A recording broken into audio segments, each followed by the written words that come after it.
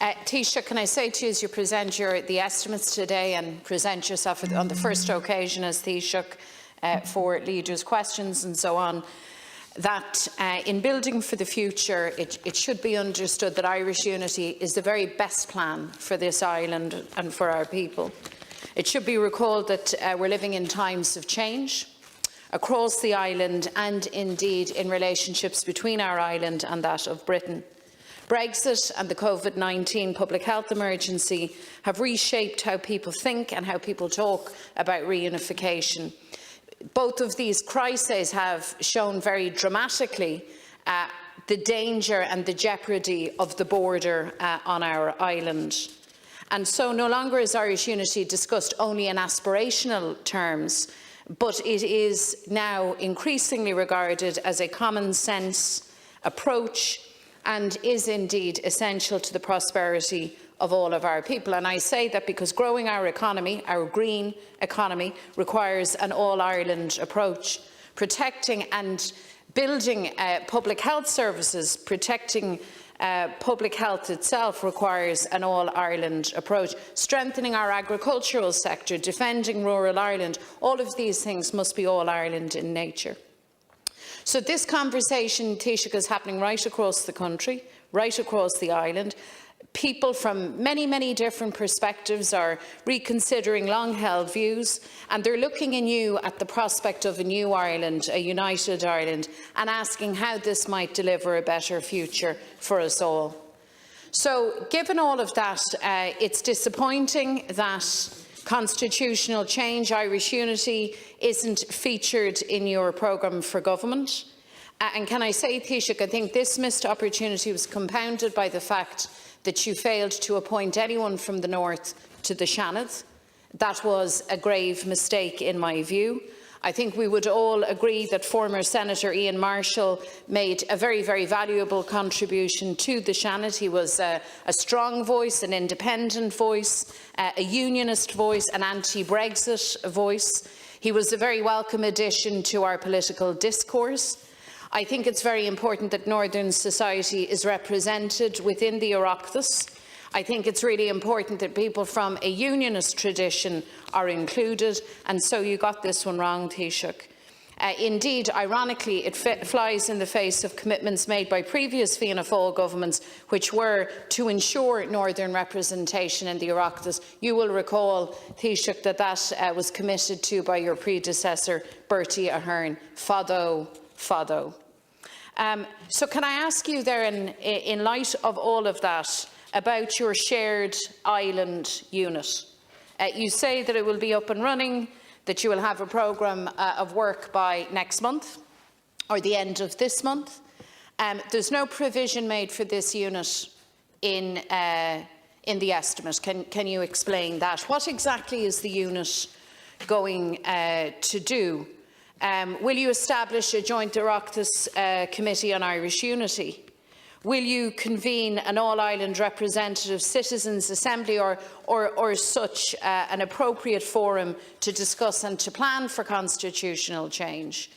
Will you initiate the process around a referendum? Will you get clarity on what the thresholds for triggering such a referendum might be? And can I ask? My response will be, I think there's a certain partisan approach that you've adopted to this issue. We've deliberately said we're setting up a shared island unit within the Department of Taoiseach. And why do we say it? Why do we use the term shared island? You know, if you read the late Seamus Mannon's biography, he talked about a shared home place. The agenda for the future on this island is how do we engineer and develop an accommodation where we can all live in peace, harmony and reconciliation on the island.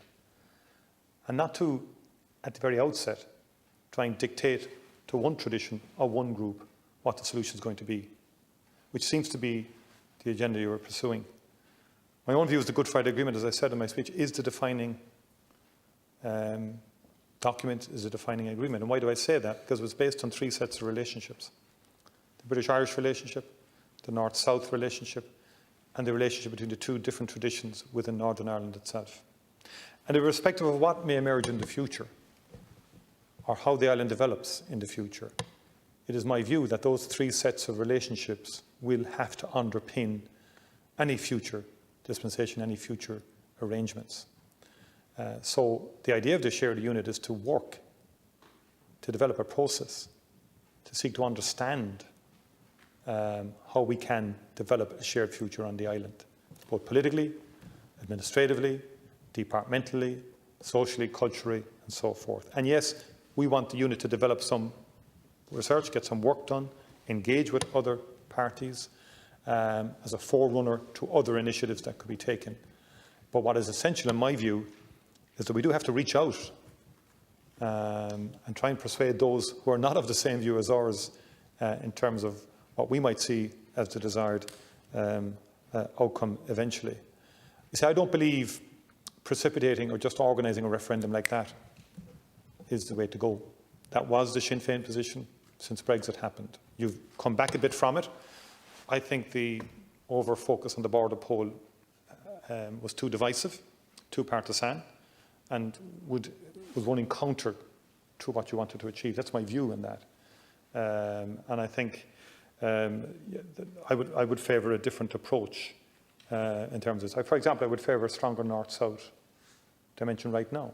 I think aspects of that dimension of the Good Friday Agreement needs greater development than it currently enjoys, and some of the bodies need to be given greater support, in my view, in terms of their respective agenda.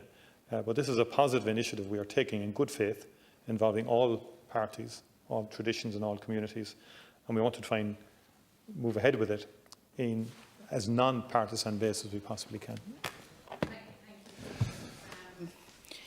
And I don't dispute, nor does anybody, that the three sets of relationships that you've set out are absolutely key. That's at the core of the Good Friday Agreement. That matter is settled.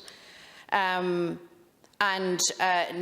do I believe that anything I have said is partisan. I mean, it is a clear enunciation of my well-held and well-known beliefs. Can I also put it to you, far from excluding the other tradition, we supported Ian Marshall when he entered the Seanador. I voted for him as a Seanador, even though he clearly does not share my political perspective. So I have to say to you, Taoiseach, that it is in fact you and your government who have failed to include a critical voice in the Oireachtas. You lost that opportunity, and I think that's a very great pity. You didn't really answer any of my questions, so I will write to you. Perhaps we'll correspond on this matter. There needs to be... Which ones didn't I answer? The resourcing for the unit. Sorry, that's within the estimate. That won't be... The nature of the work programme that will emerge. All of these things need to be clarified. And just to say also, I haven't conjured up out of thin air the idea for a referendum on Irish unity. That is an explicit provision of the Good Friday Agreement, and that didn't happen today or yesterday. That happened in 1998. There are people now at work voting who have lived their whole lives in a post-Good Friday Ireland, thank God. And that's a great credit to all concerned. So the idea that we are moving with excessive haste, or that we're being moving too quickly on this, frankly, doesn't stack up at all. Taoiseach, can I ask you?